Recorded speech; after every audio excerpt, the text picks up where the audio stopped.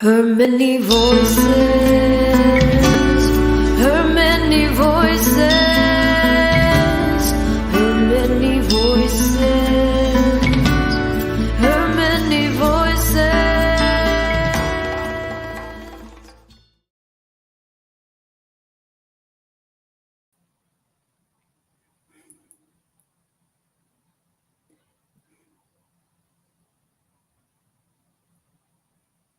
You're muted.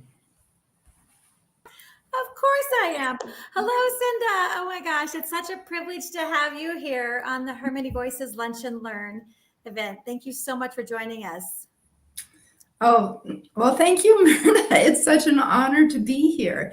And I'm just thankful and grateful. So thank you. Awesome. We're going to really get into some important things that you're working on. Would love for you to start by introducing yourself.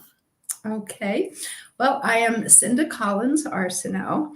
I never quite know what follows that. Who am I?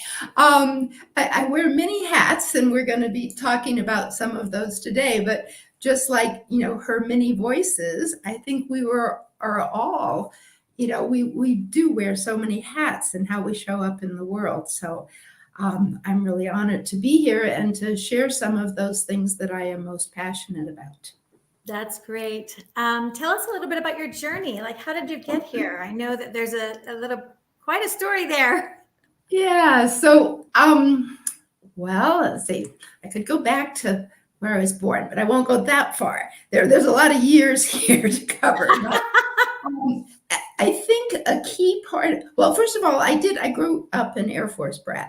So we moved every year of my life. And that did give me, I used to think I was who I was in spite of my upbringing.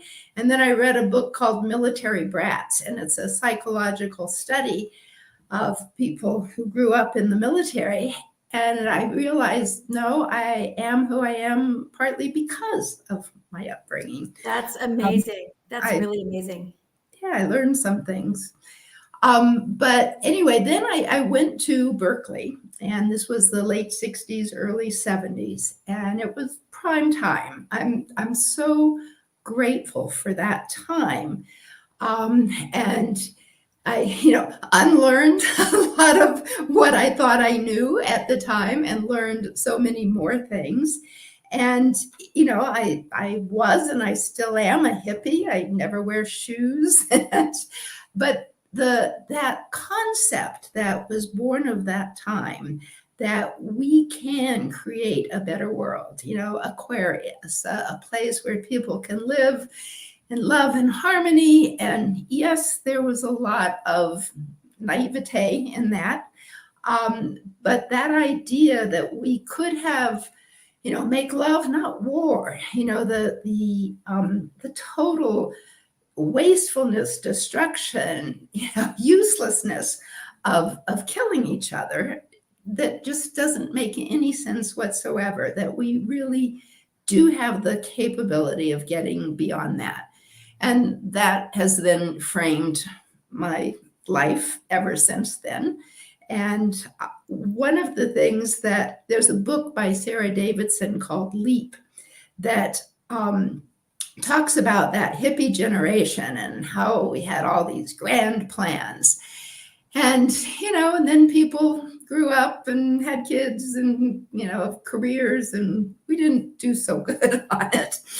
But that now that maybe we're older and hopefully wiser and maybe have a little more money than we had then, that we can now work with this new generation that sees the world in such a different way, so much more interconnected, and the information that we have at our fingertips, that by working together, maybe we can actually get some of those changes to happen. Yeah. I might have mentioned this to you a long time ago. I always wanted to be you. I wanted to be a little bit older and part of that movement. I mean, I guess I have my own way of doing that now, of course, but I don't know if I ever told you that. And so now I love that your work is so specific around those issues. And and you have already leapt, right? I know the book talks about people, can we just do it now if we haven't created a huge impact in the world? But you've already done that. So I love that piece of it. So I want to tell a quick little story that I met you through Alicia Fall, the founder of Her Many Voices. And here we are now. yeah, we are still talking. It was probably about 15 years ago, I'm guessing, or maybe more.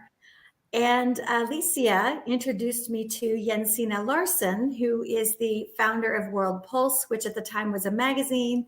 And then they created their own private social network for women around the world to tell the truth, which is a Pulse Wire. And then Cynda introduced me to you.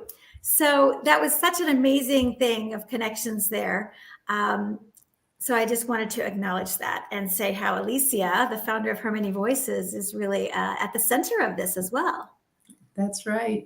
And I have come to really trust when serendipity happens, these synchronicities of life. And my path, I think, has been guided by that, because and I'll get to this a little bit later, my process of how I got to where I am. But in that, I was doing all this research, and I was at someone's home, and they had this magazine on the table. And I picked it up and read it and went, this is exactly what we need. This is so good. It was beautiful. It was meaningful. And so I wrote to the editor and I said, this magazine is brilliant. And so we corresponded, and I expected to see an older, wiser woman, years of experience. And Cynda was coming to Boulder, and I walked into the room to meet her. I said, who is this person? And I didn't know how to pronounce her name at the time. I said, Ginseng. But when they pointed her out, I went, oh my God, she's a babe. She's so young, but brilliant. And then she said, I want to introduce you to my publisher.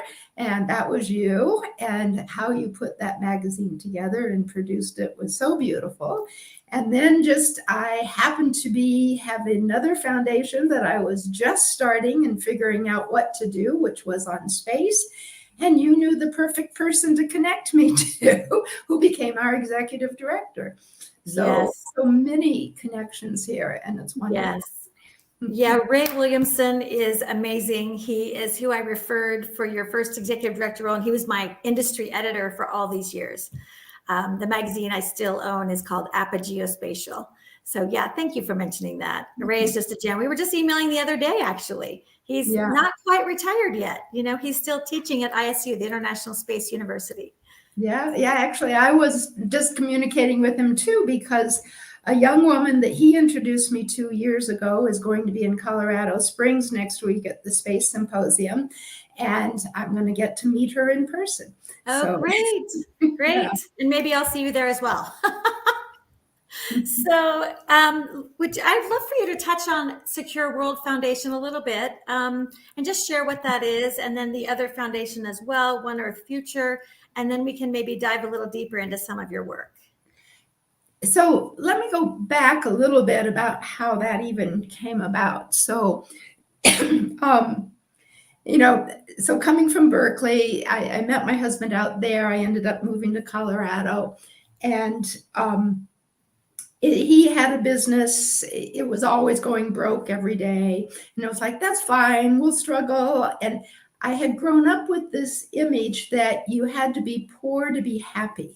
Little Women, Five Little Peppers, they were so happy together, but it was always about how do you do this together? How do you be creative? How do you survive? And I had a very strong bias against people who had money and the waste that went in there and the excesses. And anyway, Marcel ended up selling the first business, starting another one, and becoming successful. And as he became successful, I was very uncomfortable because I didn't want to have money. And he always said, well, I'll put it back in the company, keep growing the company, So we never changed our lifestyle or anything. We lived on less, but the company grew until finally it was really big. And it was like, oh, so now we are wealthy. What do we do? And so we started, the idea of starting philanthropy, giving it away, basically. And so then it was, well, what does that look like? How do you do it? So both of us have this strong commitment to, getting rid of war, basically. How do we move to a world beyond war?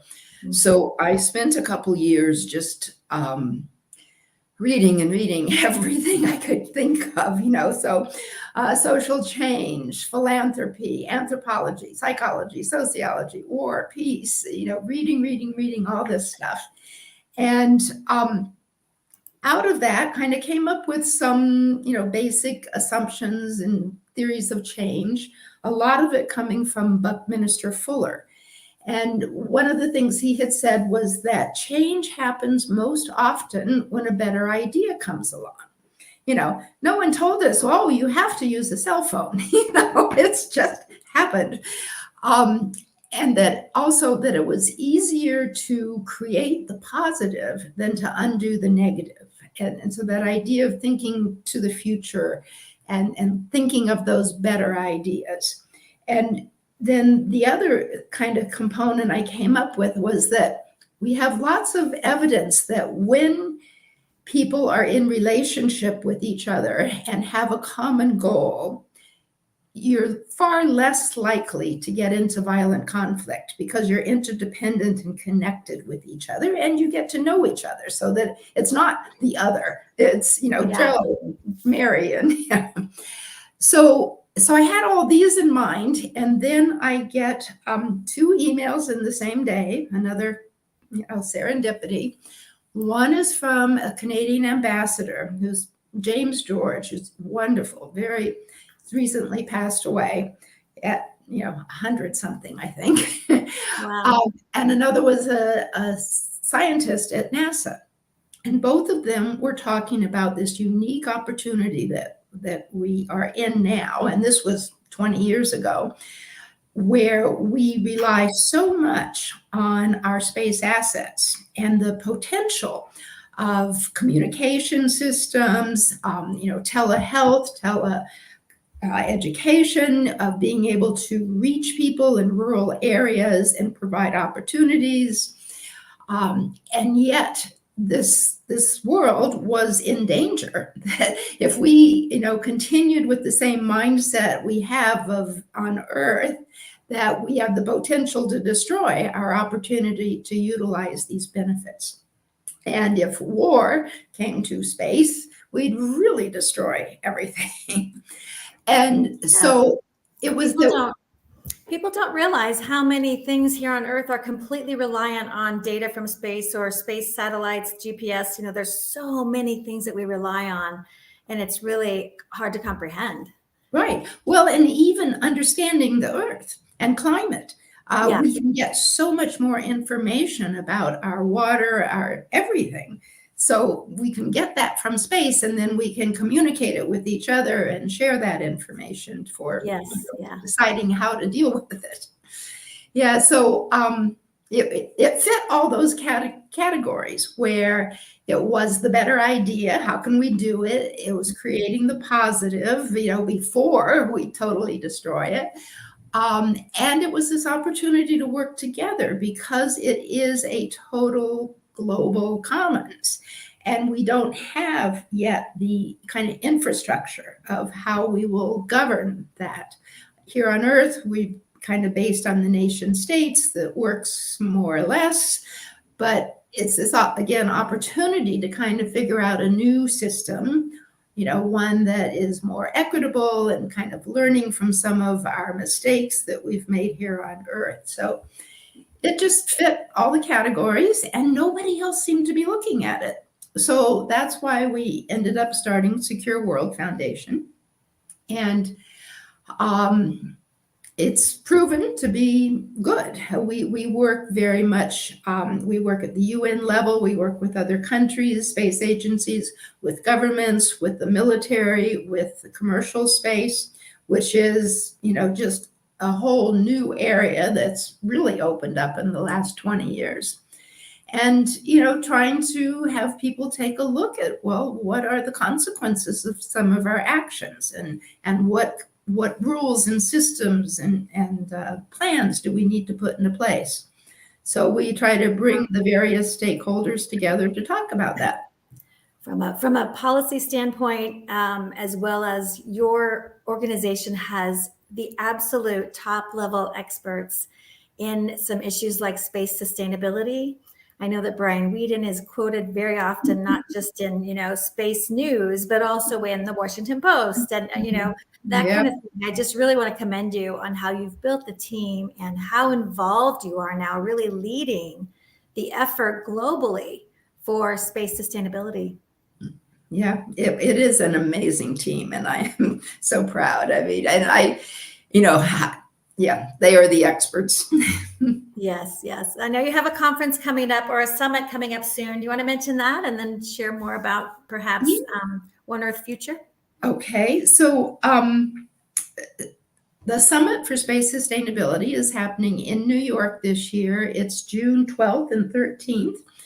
And we bring together, like I say, all those various stakeholders and very high level to have some real conversations about what are the issues and what can be done about them. Last year, we partnered with the UK Space Agency and had the Crown Prince, was one of the speakers virtually, but now that he's king, he wants to also speak in New York. So it's a great opportunity for the people coming together to really talk seriously about the various issues we have, as well as in the follow-up that happens afterwards. Yeah. The Crown Prince of where? Of England. Sorry. Of England. Now he's king. Gotcha. Okay. So Charles. Yes, Charles. I'm not on a first name basis with him yet. Well, this demonstrates the level of your work, so I'm glad you mentioned that. And it is incredible, truly leading this effort globally. So congratulations. I mean, from Ray being your first executive director almost 20 years ago, or however long that was. Yeah. So it's done well. So in that research then, the other kind of big aha I had as I was reading, because I was studying about leadership and what does the world need today in leaders. And it had a list of characteristics that leaders should have. And they were, communication skills, empathy, the ability to see the complexity of the situations and recognize the intersections and interconnectedness of it, relationship building. And as I read this list, I went, these are all the feminine traits, And it was like, that's what's missing, And so recognizing, because I'd been reading, a lot of anthropology type stuff too, and history. And, I think if you look at the human race as a species and how all species have evolved, that at the beginning, having the male dominance, the physical strength, it helped us survive. And we have, we have multiplied too much. And so now we just so desperately need those feminine traits that have been being cultivated for, centuries, thousands, that women, tend to have more of.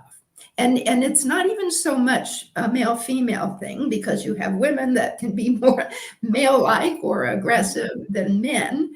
But on average, and there's a range, of course, and then there's, even a range of men to women, but it's the traits that that women can definitely step up and lead in right now. And that is so critical. So looking at it that way, then within that area, I learned about the women, peace, and security field, which is very new and evolving. But women in the Beijing conference in 95 were coming together, and so many were working on, particularly women in the global South, on how do you get beyond the violent conflict? How do you get to a world that is more peaceful, where we can actually look at and deal with the many other problems that we have?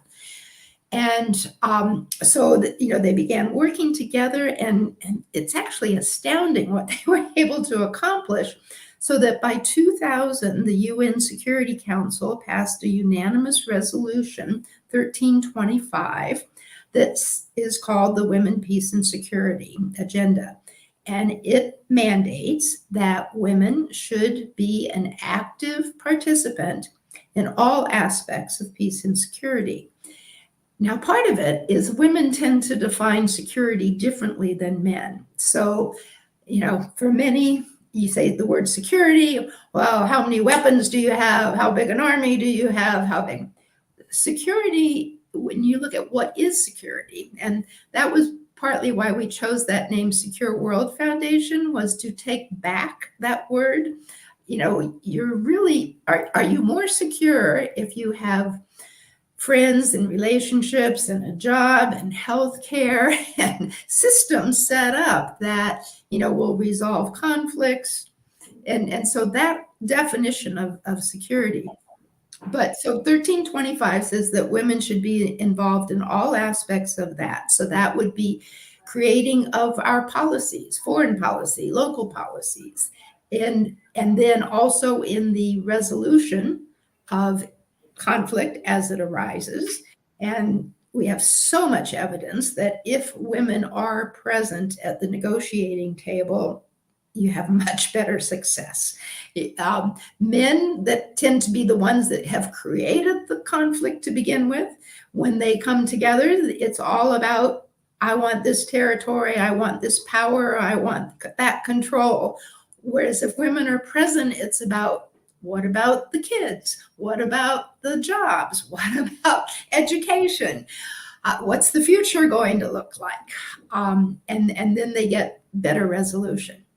And then the other part is, of course, after, wars are so destructive. And, how do you rebuild? How do you create that community? How do you create the safety net? How do you create real security? So anyway, that's what 1325 is about. And then it's grown since then, in that there's been additional resolutions, but all countries are required to come up with a national action plan that says what they're going to do, how they're going to implement this. And we now have 80, this isn't the correct number, over 89 countries actually have developed that. So that's a good start. So all UN member countries, right? Yes. Being part of the UN, they have agreed to this resolution, and they're coming up with their plans. Exactly. Yeah. The U.S. even went a step farther. So originally we had an executive order under Obama that was our national action plan. We now have a law, the Women, Peace, and Security Act, that enforces that into law, because the civil society groups recognized as an executive order, it could be undone by the next president, and so worked very hard to have this become law. So we have it. Of course, implementing it and making it reality is the next step and being worked on. But so our Secure Future, which is a program of One Earth Future Foundation, which is the other foundation we have, is doing just that. So they work with the various agencies required to develop their implementation plans, which is the DoD, State Department, USAID, and Homeland Security.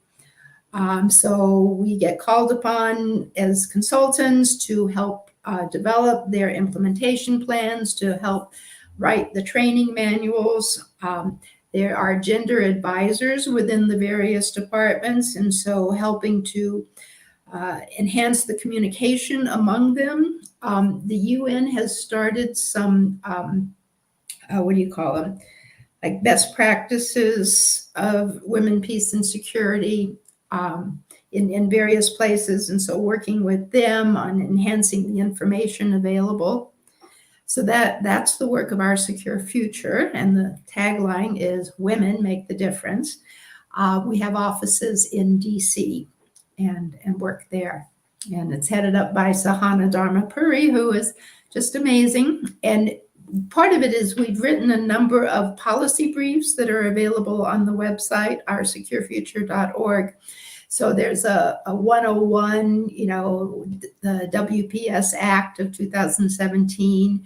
And then the other thing is that if you look at security, again, it's more than just the military, but there's digital security and the AI being written.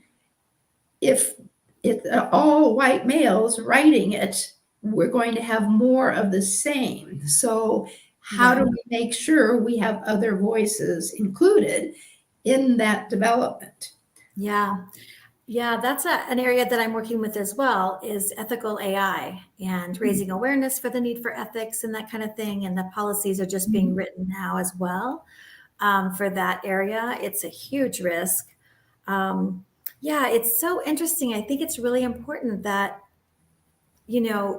I know you're not saying anything negative about men per se, Right. It's like we have these natural traits. Women and men are different, and we have these natural traits. And you're saying let's all bring them together and bring them to the table, bring us all to the table, and that I'm sure includes diversity as well in all ways. So it's a very complex situation. Very important, I think, too, that you're mentioning security. There's every aspect of our life has to be secure, right? And so it's a very big topic, and I really applaud you for, working on this topic. I would love to hear a little bit more about the woman in DC who's running this program. Yeah. But first, let me just say, I am always a big promoter of men. And one of the things, and this was Sahana's idea too, is that we have a program called Male Allies for Women, Peace, and Security, headed up by Ambassador Don Steinberg, who's brilliant. And as he was putting this together, so he works with men, and particularly men in high-level positions, who have, the generals, the ambassadors that have been mostly male dominated, to share his experience of why if you don't include women and listen to women and work together with women, you're not making the wisest decisions. And he went through a very elaborate process of kind of what role can men play, because oftentimes when men get involved, all of a sudden you've gone back to the old kind of structure of the men taking charge, and women do it differently. And so it was amazing the time he spent on the ethics of how men can be supportive, move towards a similar goal, but in partnership and in such a way with the women. And of course, diverse voices. I mean, that's absolutely what we need, and bringing people to the table. So when I first wanted to kind of start this program, again, it was like looking at the people out there. And we had actually closed the application process when I get a phone call from someone, I have the perfect person for your job. And we opened it up, and that was Sahana, and I was glad we did that. But she is, I don't know how I can say what she's able to do, but her role in DC there, and in just a few years, because she moved there in January of 2000. Oh, wow. And with the idea of then hiring staff. And of course, then COVID happened. The foundation put a hold on jobs, and so we weren't hiring. So she's there by herself for the first 6 months before we could finally begin to hire someone. And of course, it's all virtual, all that kind of stuff.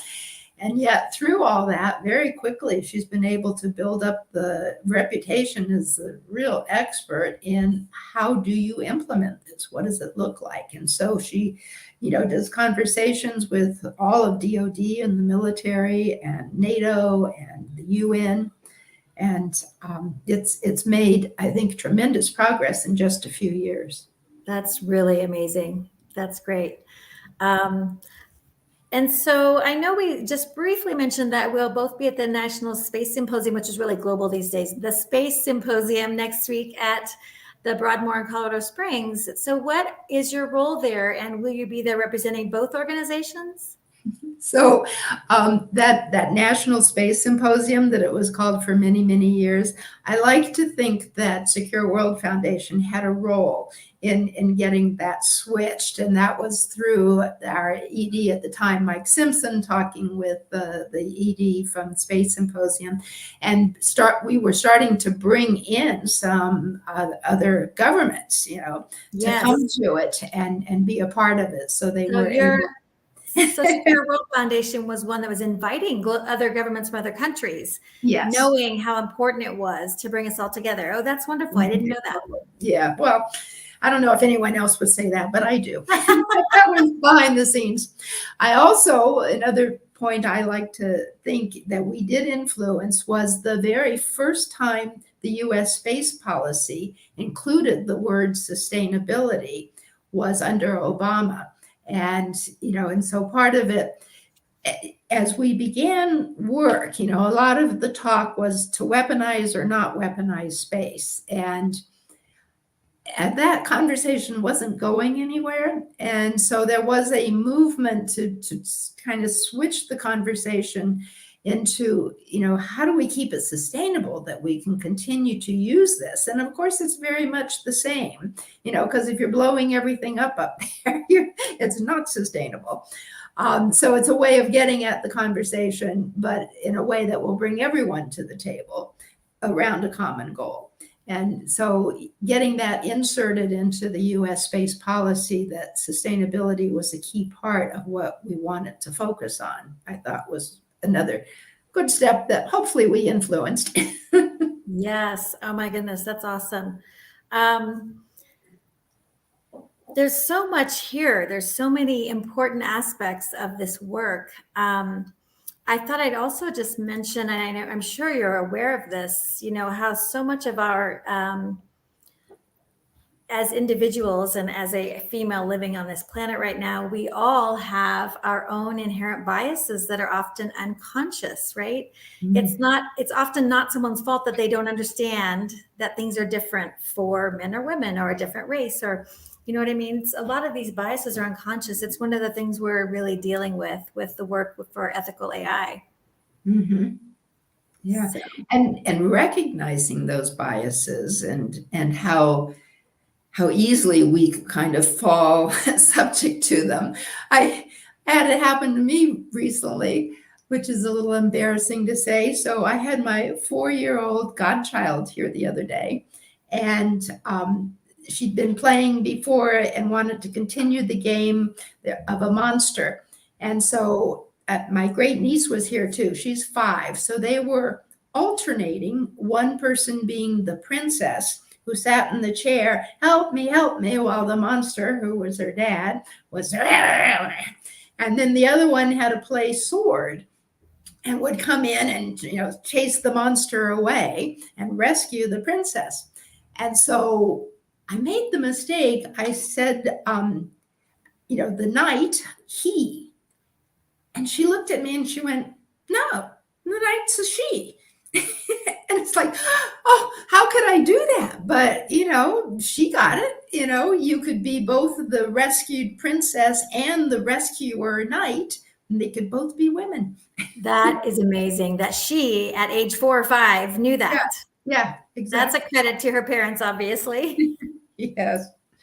Yeah. And Oh, that's wonderful. I'm still Yeah. learning, I have those biases. We all do. We all do, for sure.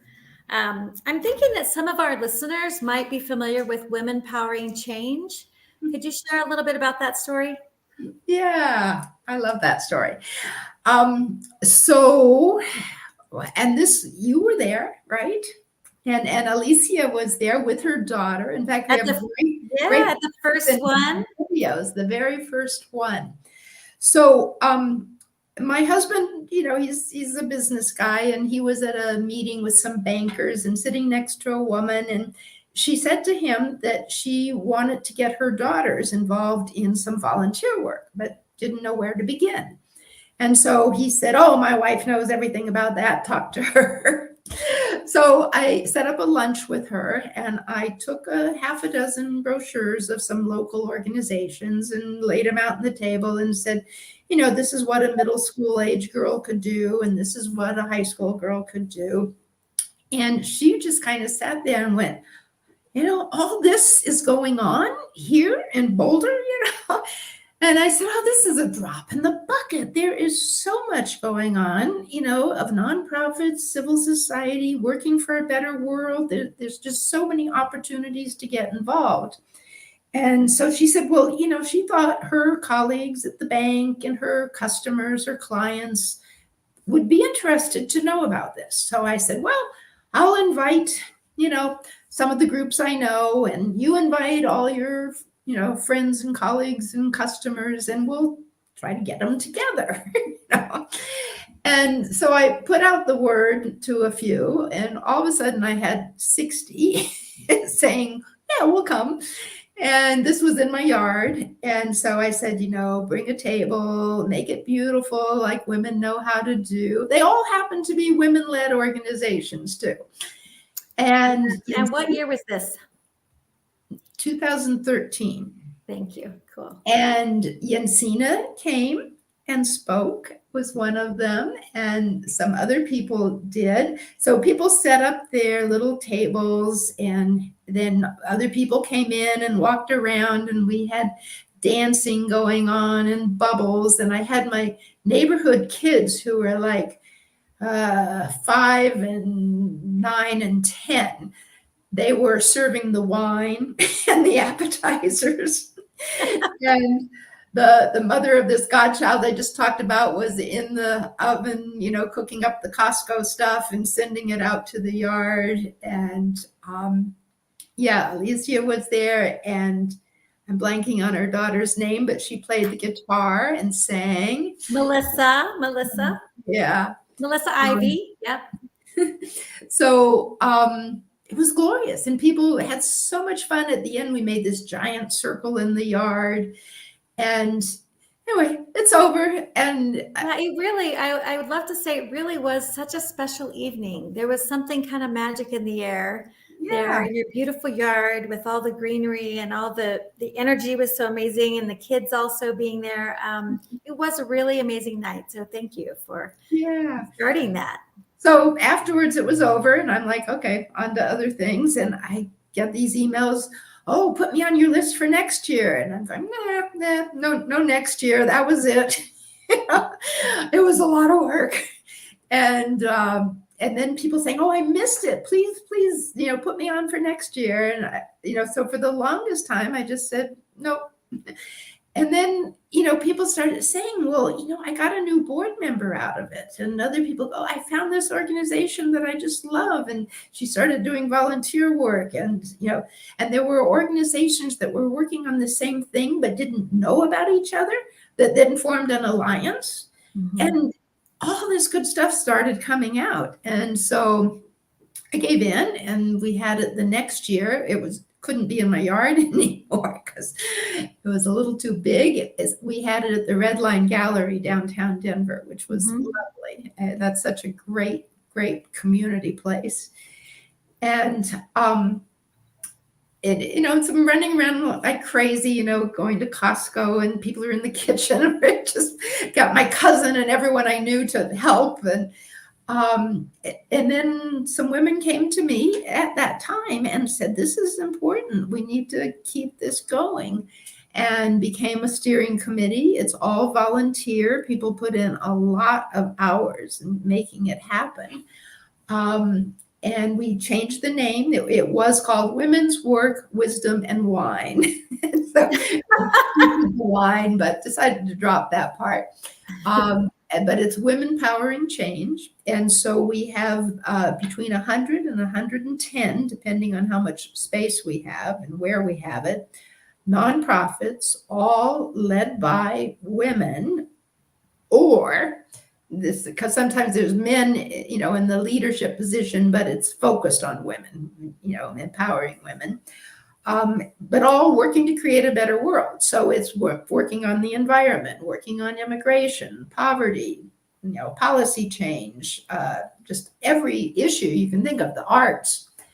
And they set up tables. We invite people, and we try to really reach out specifically to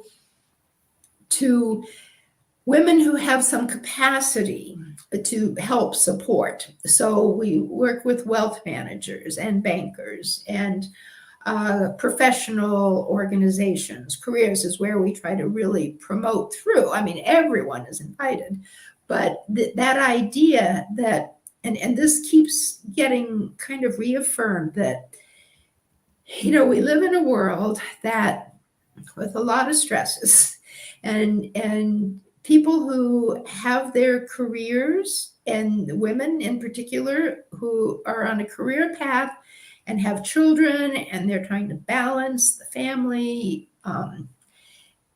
and yet there's something missing. It's like, you got to achieve, you got to be doing, you got to, and a disconnect from the whole, from this earth we live on, this world. And so to have this opportunity then to kind of see that there, and it's also so easy to get depressed when you read the headlines of the paper. It's like, oh my God. But then when you see that there's all these people doing something, it's this and it's that. And when you see them all in one room, it's easy to believe in possibilities. Right. There is hope. All those organizations, and they're all doing such great work. I want to mention that another mutual friend of ours, Carol Carter, has started Global Minded, and I'm helping them plan their June conference, which is June 7th, 8th, and 9th. Just briefly, Global Minded is an inclusive leader network connecting first generation and diverse students to role models, mentors, and jobs. And so we're kind of working with them through that whole pipeline. And so they were very involved with Women Powering Change this year. And last year. Yes. And I know you, you look around and see all this positive news. You're right. If you just pay attention to mainstream media, you have no idea what's going on. So you said there's about 100 to 110 nonprofits that are there. Right. And it's a big networking event. Everyone's learning what everyone else is doing. I know people love that event. Yeah. And then we invite in all these other people and get about 1,000 is what we go for. Yeah. And then the idea is connection. And so this year I was, so we had it last year, which was the first post-COVID, and then COVID was still and is, an issue. But that day we also had a blizzard. Oh my gosh. And we still had 400 people show up, which I thought was pretty amazing. But so this year then, the weather was good, and we had, lots of people show up. So I was going around, I tried to get through all the organizations, but I only got about halfway through, and asking, how it was going and what kind of responses they were getting. And unanimously, everyone I talked to said it had been tremendous. And those people who had been there other years said they had a better response. Everyone has their little clipboard for people to sign up for things. They have donation buttons. They had more donations, more signups than they had before. And I just think that, after COVID, people being so isolated that it's like, now, okay, I'm ready to get involved, in this thing, to be connected to something larger than themselves. Yeah. Yeah, there were a few silver linings from that strange time we all lived through, and maybe that was one of them. Well, and doing Zoom too. Yeah, and this being more common. I have a couple questions I'd like to go ahead and ask from our audience. Francoise is listening in. Francoise Mambazi, the founder of Wonderful. My Skin Global, and she's asking if here we go. What's the one myth about women leaders that you wish to dispute? Well, I guess the main thing would be that, you can lump everyone in one category and say women are, because they're not, they're everything. But let's see, there's more than that. I think that, as we continue to evolve as a human race, it's finding each of us our purpose, our place of how we want to show up, and that there is a difference. They've shown that in the brain, how we've evolved, and so it's the value add that women can bring. There was, and going back to the men thing, there was a study done in CWIT at CU, which does computer and information technology, did this study, and you have a group of men with each individual IQ, but when you, as a group, you have a higher IQ as a group than you do as individuals. So you have the group of men's IQ together is higher than their individual one. And you have women who have an IQ here, but their group IQ is higher than the men's group of IQ. But, and this I think is the most important, if you take groups that are 50-50, men and women, their group intelligence is higher than the others. So and this is from a study. It's an actual, So that need of, yes, we have to work together. Yeah. And that is our higher potential.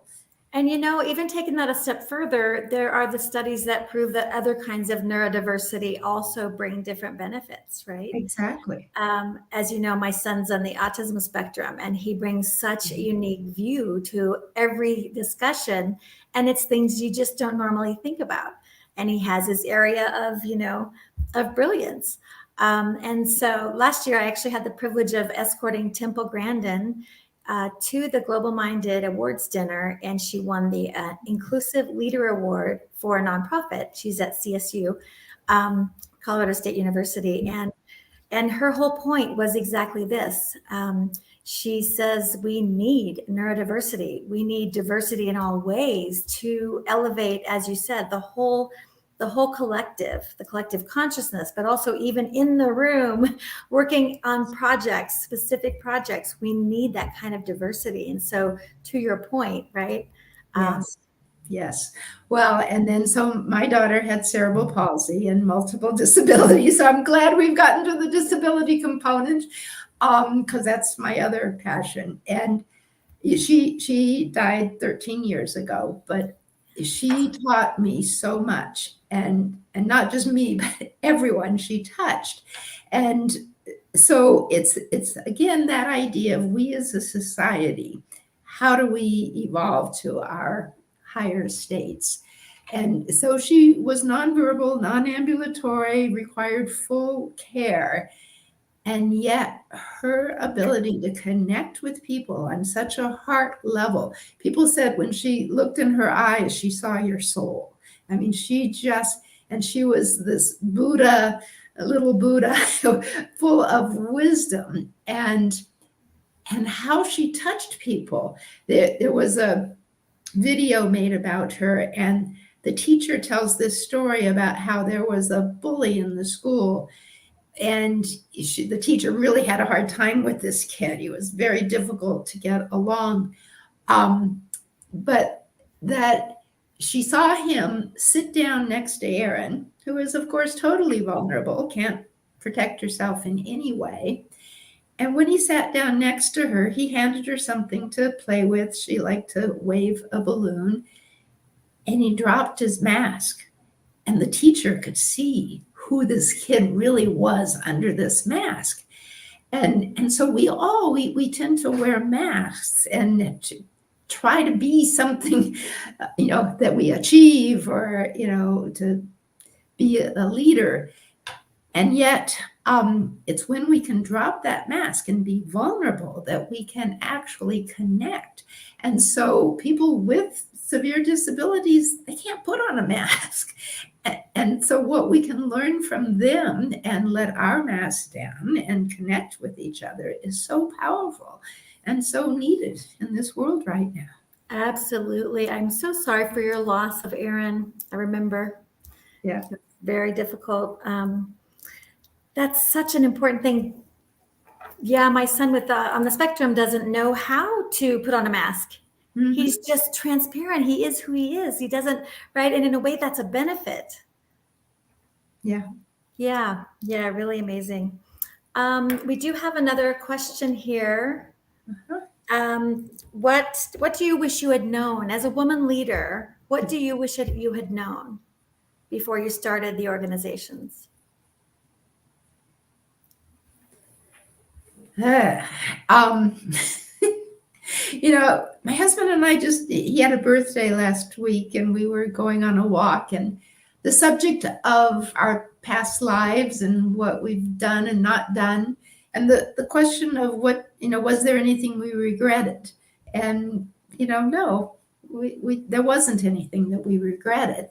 And so when I think of if I'd known something different, I would have done something different, but I learned by doing the wrong thing, so not that we could change anything, but I sure didn't know about philanthropy. I sure didn't know about foundations. And, our first foundation, we called it the Ending War Foundation. And we thought, that's exactly what we're about. That's what we're going to do. And everyone loved the name. All our friends loved the name. But when we went to give a grant to the University of Colorado, and they refused our money because they said our name was too political. And this was in the lead up to the Iraq War. Yeah. And even though when we named it, we're talking generically, Ending War. So it was like, okay, and that's we switched to, okay, how do we get a secure world? Yeah. Oh, interesting. That's switching from the negative to the positive. Exactly. In the language. Yeah. As following Buckminster Fuller's advice too, right? Again. Yeah. And you mentioned purpose and life path. I think that I'm obsessed with this topic as well, where, the further I get through my life, the closer I am to living my life purpose, I think, right? And through all these crazy experiences. And one of them is something we spoke about at the very beginning of our talk, which is learning to follow those synchronicities, learning to follow, the connections and your instinct or intuition telling you something. You need this follow up with that person. Oh, this person might bring something. And I think that the more we can kind of get out of our own way with ego and masks and all of these things, that's when we can actually hear those voices or those whispers and the intuition. Right. It even says it on our screen. Whatever I do for another, I do for myself. And so looking elsewhere to find your own self. Exactly. Oh my gosh. So this is like totally full circle. I love it. And I think Alicia would love to come in and say hello. Alicia Faller, founder. Hello. Hey, ladies. This is so wonderful. Cynda, you always fill my heart. So thank you, thank you, thank you. I don't know if you're aware of this. You were the very first to financially support her many voices. I didn't know that. 14, close to 15 years ago. You were the very first. Yes. Well, that makes me feel good. Oh, it makes me feel good. And for all of these years, I mean, you've shown up time and time again. You've hosted many, many events for us. And I just have so much gratitude for you and your heart and your spirit and how you've operated and the support that you've given to women in particular. For those of us who are tirelessly working, and especially as you were talking about your annual event for Women Powering Change, the connections that each and every one of us make every year is just wonderful. Whether it's, we get to bring on more volunteers, or we get to partner with others, or, there's financial, there is all sorts of collaborations that get to go on. And we have you to thank for, igniting all of that. So thank you. Thank you very, very much. You're welcome. I love that I can do that. And it is a team. It is astounding how things work with so many people working together. And I do find that women do that well. Yeah. I believe it's an African phrase. It's when we work together, we rise together. Right. And that is key. It is key for our peace. It's key for our security. So thank you for leading the way in so many ways with it. Yeah. And I think the African proverb is, if you want to go fast, go alone. If you want to go far, go with others. And that is one of the male-female differences, I think, that men have evolved in this more linear, you get from point A to point B as fast as you can. And not recognizing then all the consequences along the way, who falls by the wayside. But hopefully, we're on this earth for the long term, and if we want to go far, it's got to do it together. Yeah, and I think also it's a cultural thing. It's kind of the American way of, I've got mine, good luck with you, I'm moving forward here. That happens quite often, and there are other cultures that have a tendency of being collective. It is more of a we rise together, we work together, we're a family in this, we're all in this together. And that often is within tribal relations, right? Often within indigenous peoples. And there are other countries who have had that model of, okay, we are slow and methodical, but we're doing this together. Because none of this, we don't get out of this alive without each other, right? That's true. Our climate, everything that we do, it has to be a joint effort. Yeah, but you said the American culture, and that reminded me, there was a study that I think it was the Rockefeller Brothers Foundation did, where they went out into communities all across America and had these kind of living room discussions and asking, what are the core values? And surprisingly enough, the core values are exactly those you talked about, the idea of helping each other, doing it together. So somehow, I think what's deep down inside all of us, a desire for that, gets superseded by, a more external kind of thing. So hopefully we can get back in touch with that deeper value. Yeah, it feels like the masses are waking up and recognizing, oh, we're in this together. We've got to work together. So there is a collective change, I believe, that's happening. And certainly I feel it more with our younger people. The next generations are really rallying together. Yeah, absolutely. There's hope. There's absolute hope. That's what we need. We need hope. I really want to commend you both for being founders of such global impact organizations. You both are incredible, and you're both incredible leaders and very humble. You're both servant leaders, and you both have this grounded energy that is so healthy and magnetic. And so I just want to thank you both so much for all of your work. Well, and thank you, Myrna. You are the same. Thank all you. that you are doing. Thank you. Is there any last words here, Alicia? I think we're good to go. You know, pay attention to us. I mean, monthly we are doing this. Myrna is always hosting. Every single month we have another event, and you know, you get to hear the words and the wisdom and feel the heart of people like Cynda. So join us, please. Yes, and join us live so you can ask your questions. It's so much fun. Yes. And Yeah. Cynda, And we're getting ready in a few more days. We've got Earth Day coming up. And we are doing another Earth Day event on the 22nd. We'll be airing from people from all over the planet. And again, our topic for the day is Indigenous wisdom for modern challenges. And Cynda's organization is certainly addressing this particular issue of the modern challenges that we have today, and how we get to move forward, look forward, in saving, working for humanity and all beings. thank you. Wonderful reminder. Cynda, thank you so much again. This Thank was you. awesome.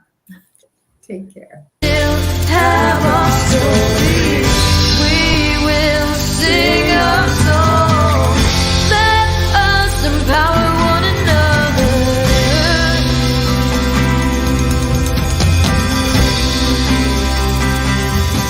with the many voices.